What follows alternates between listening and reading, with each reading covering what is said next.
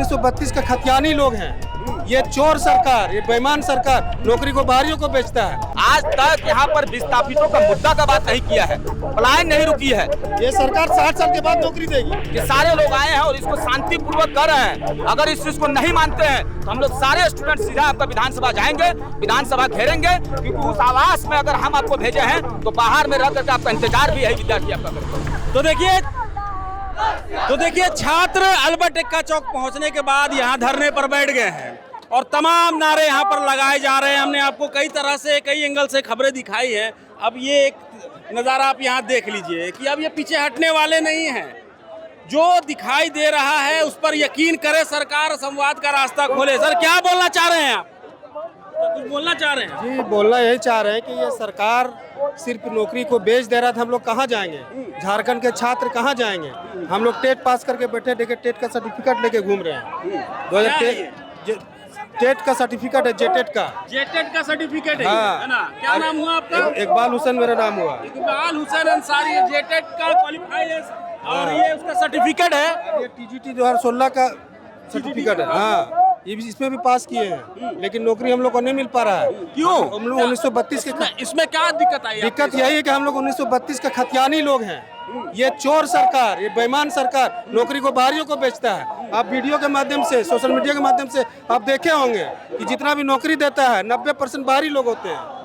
कितना पोस्ट के लिए ये नौकरी निकला था? बहुत 17,000 लोगों का नौकरी निकला था। 17,000 लोगों का नौकरी दिया था ना? हाँ, लेकिन नहीं मिला। लेकिन आपका नहीं हुआ। नहीं हुआ। अगर उस 17,000 के बगल में हाँ। अगर ये लिख देता कि पर पोस्ट 5 लाख रुपया, हाँ। तब आप फॉर्म भरते। हम लोग झारखंडी, हम लोग से पैसों नहीं लेता। हाँ। हम तो देने के लिए तैयार हैं, लेकिन नहीं लेता है। बोलता है पैसा दे करके भी नौकरी ले लीजिए। एकदम ले लेंगे। बुलाए हम लोग को, बुलाता नहीं है।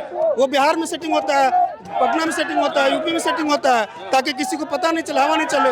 लेकिन अब लीक पता सब जगह लीक होने लगा है। ये जेटेट ये पास किए हुए हैं ये, और इनका जो रिकॉर्ड है ये दिखा रहे हैं कि 17,000 लोगों को नौकरी मिली, मुझे नौकरी नहीं मिली और मैं पैसे दे करके भी नौकरी लेने को तैयार हूँ। मगर ये सरकार झारखंडियों से पैसा नहीं लेती है, वो हरियाणा और उत्तर प्रदेश के लोगों से पैसा ले रही है। तो सोचिए कि किस तरह से अपनी छवि को धूमिल कर रही है यहाँ पर सरकार और आयोग। हम और भी लोगों से बात करते हैं। 2016 में हम लोग कोर्ट से भी जीत चुके हैं। हाँ। अब वही सीजीएल वाला कोर्ट से जीता, उनको एकदम सम्मानजनक स्टेज बना के दिया, उसमें भी सेटिंग गेटिंग था, इसीलिए कोर्ट का ऑर्डर तुरंत माना।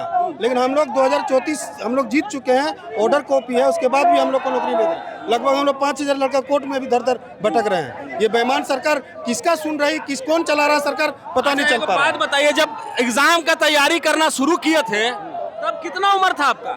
हम लोग 2008 में सेशन में बीएड किए हैं, 13 में टेट पास किए हैं। उस वक्त उम्र कितना था जब आपने सोचा था कि सरकारी नौकरी पाएंगे? हम लोग 20 साल के होंगे या 22 साल। आज क्या उम्र है? हमारा 40 साल हो गया। देखिए 20 साल बीत गए, दाढ़ी पकने लगी है, लेकिन नौकरी नहीं मिली इनको। सरकार 60 साल के बाद नौकरी देती है। ये सरकार 60 साल के बाद नौकरी देगी, अभी संघर्ष करना पड़ेगा हम लोग को। हम लोग को लगना पड़ेगा, ये जल्दी नहीं देगी। जो रिटायरमेंट हो रहा है उनको दे रहा सरकार। देखिए ये दर्द है, ये पीड़ा है छात्रों का। आप देखिए लगातार एक एक छात्र जो है अपनी बात कह रहे हैं। कोई जेएसएससी का पीड़ित है तो कोई किसी और सब्जेक्ट का पीड़ित है। और आप देख सकते हैं कि किस तरह से धरने पे यहाँ पे बैठे हुए हैं। इसे देख करके तो एक बात साफ कह सकते हैं कि छात्र अब पीछे हटने वाले नहीं। क्या नाम हुआ आपका? मेरा नाम मोहम्मद अखलाक अंसारी है। मैं एक्चुअली जेल कैंप का प्रधान, माफ कीजिएगा, महासचिव पद पर हूँ। लेकिन आप जेल कैंप से हैं? आप जेल कैंप से हैं? बात को पहले समझिए ना। एक्चुअली मैं स्टूडेंट भी रह चुका हूँ। मेरी एमए बीएड का मैंने पढ़ाई तक किया हुआ है। आप बताइए कि अगर मैं अपनी आवाज को ना बनूं, मैं अपना हाई स्कूल का एग्जाम देता हूं। अब 2016 का देखिए, मैंने अपना एग्जाम को मतलब दिया हुआ है, लेकिन आज फिर भी मैं अभी वर्तमान में अभी बेरोजगार के रूप में हूं। अब इससे बताइए, इससे पार्टी कोई बड़ा चीज नहीं होता है। लेकिन मैं आपका इसी रांची से, रांची यूनिवर्सिटी से, मैं गौसनर कॉलेज मैंने वहां से अपना ग्रेजुएशन कंप्लीट किया है। मास्टर डिग्री मैंने डिपार्टमेंट से किया है। बीएड मैंने मनराखन महतो बीएड कॉलेज जो आपका यहाँ पर पड़ता है बीआईटी मेसरा की तरफ, तो हर चीज का तो पढ़ाई लिखा करके आज भी इसके बावजूद में मैं बेरोजगार हूँ। इसका जवाब कौन देगा? इसका जवाब और सवाल का जो होता है मैं सरकार से करूंगा। और एक 26 सालों में जो कहानी होनी थी वो हो गई।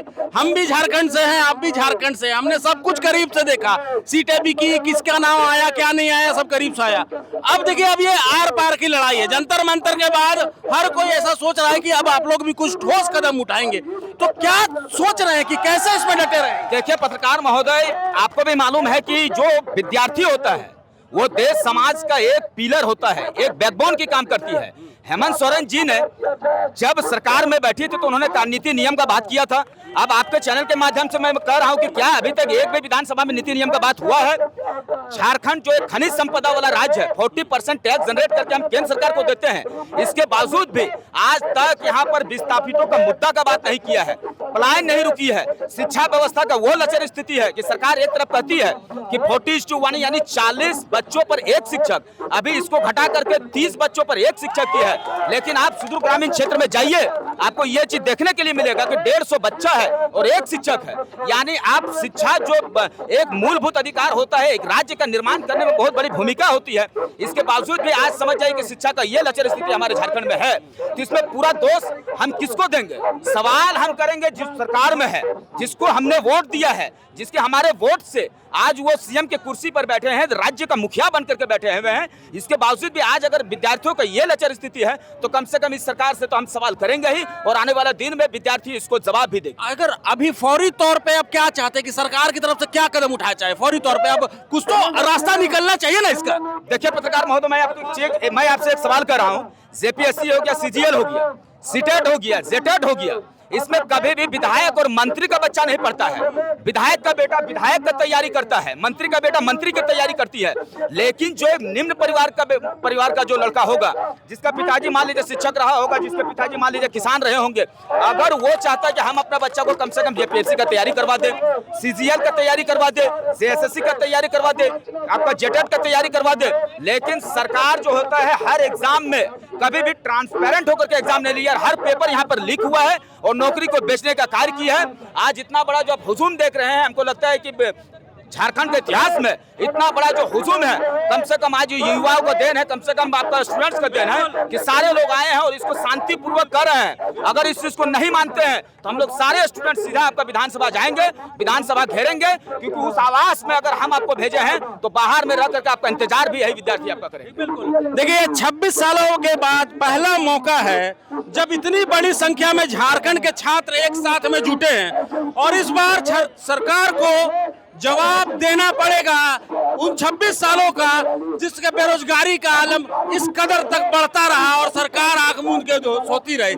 सिर्फ मौजूदा सरकार की नहीं है, हर एक सरकार, हर एक दल की सरकार जिसने भी आया है उसने छात्रों को छलने का काम किया है। और भी लोगों से बात करेंगे। कुछ महिला छात्राएं भी हैं यहाँ पर बैठी हुई हैं धरने में, इनसे भी जानते हैं इनकी क्या तकलीफ है। क्या नाम हुआ आपका? सर मेरा नाम नेहा कौशर है। क्या दिक्कत है आपको? आप किस वजह से यहाँ पर आए? अपना व्यक्तिगत? यस सर, मैं जेपीएससी का इस बार पीटी का एग्जाम दी हूँ, मेरा क्लियर भी हुआ है पीटी। और सरकार जो जेपीएससी आयोग की तरफ से बोला गया था कि 15 दिन में मेंस का एग्जाम होगा, ऐसे कैसे हो सकता है? 15 दिन में कोई मेंस का एग्जाम दे सकता है क्या? कोई भी सीरियस स्टूडेंट सर, पहले सीट बिक चुका था, इसलिए वही लोग को पास कराना था जिसे पैसा लिया गया था पहले से ही। तो हम लोग तो ऐसे भी फेल हो जाते सर। तो वही मेरा मांग है कि सरकार को कि जेपीएससी में टॉप टू बॉटम जितना भी कर्मचारी से लेकर अधिकारी है सबको बर्खास्त करें और एक साफ सुथरा आयोग को कार्य बहाल करें सर जेपीएससी के लिए, ताकि हम लोग का भरोसा रहे जेपीएससी पे। अच्छा, मैंने कुछ छात्रों से बात किया, आप तो छात्रा हैं, उनका कहना है कि छात्र अगर सरकार अगर नोटिफिकेशन निकाल रही है, आयोग नोटिफिकेशन निकाल रहा है, तो उसके साथ में ना बगल में लिख देना चाहिए कि शिक्षक की नौकरी के लिए 5 लाख लगेगा, डीएसपी के लिए 50 लाख लगेगा। अगर ऐसा होगा तो वही छात्र बढ़ेंगे जिसके पास पैसे हैं। आप एग्री करती है क्या इस बात से? यार सर मैं बिल्कुल एग्री करती हूँ। गरीब छात्र कहाँ से उतना पैसे लाएंगे सर? हम तो अपना मेहनत से पढ़ाई करते हैं, एग्जाम क्लियर करते हैं सर। हम लोगों के लिए बहुत मुश्किल है उतना पैसा जुटा पाना सर। हम लोग गरीब फैमिली से, मिडिल क्लास से है, कहाँ से लाएंगे पैसा? आप लिख दीजिए और ले लीजिए। अमीर से भी अभी 103 सीट था सर, इसमें 50 सीट भी बिका होगा तो आप सोच सकते हैं कितना सीट बेचा सरकार, कितना फायदा होता है इससे। ठीक। तो देखिए ये आवाज बहुत, शोर बहुत ज्यादा है और बहुत ज्यादा कुछ मैं सुन नहीं पा रहा हूँ वो क्या कर रहे हैं, लेकिन इतना है कि एक पीड़ा है, एक दर्द है, एक टीस है, और वो हम आप तक पहुंचा रहे हैं। और इस बात को सरकार को भी सुनना चाहिए कि आखिर क्या कुछ हो रहा है यहाँ पर। प्रभातखबर.com, विश्वास वही, रफ्तार नहीं।